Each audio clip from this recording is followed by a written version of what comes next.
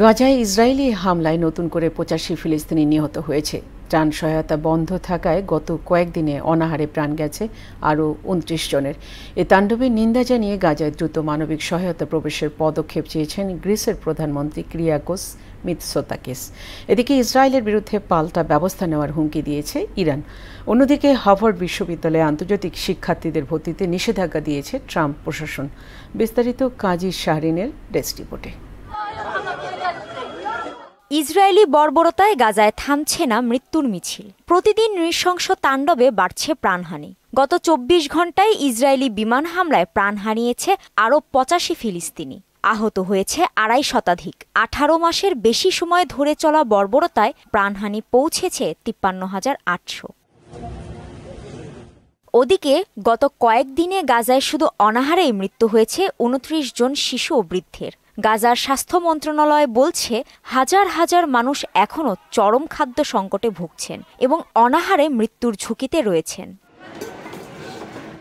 গাজায় ইসরায়েলি এ তাণ্ডবের নিন্দা জানিয়েছে গ্রিস। এছাড়া সেখানে সামরিক অভিযান বন্ধ করতে হবে বলে মন্তব্য করেছেন গ্রিসের প্রধানমন্ত্রী কিরিয়াকোস মিৎসোতাকিস।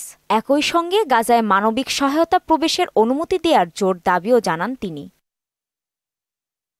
এদিকে ইসরায়েলের বিরুদ্ধে পাল্টা ব্যবস্থা নেয়ার হুমকি দিয়েছে ইরান।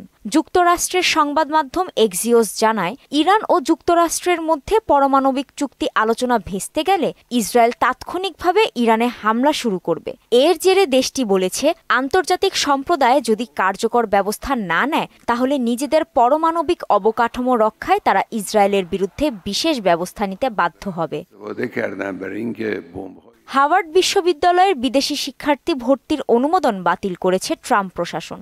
যুক্তরাষ্ট্রের হোমল্যান্ড সিকিউরিটি মন্ত্রী ক্রিস্টি নোয়েম জানিয়েছেন, হার্ভার্ড বিশ্ববিদ্যালয়ের student and exchange visitor program সনদ বাতিল করা হয়েছে। তিনি আরও জানান, ক্যাম্পাসের সহিংসতা, ইহুদি বিরোধী মনোভাব এবং চীনা কমিউনিস্ট পার্টির সঙ্গে সমন্বয়ের অভিযোগে এ পদক্ষেপ নেওয়া হয়েছে। তবে একে আইন বহির্ভূত বলে উল্লেখ করেছে হার্ভার্ড প্রশাসন। কাজী শাহরিন, মোহনা সংবাদ।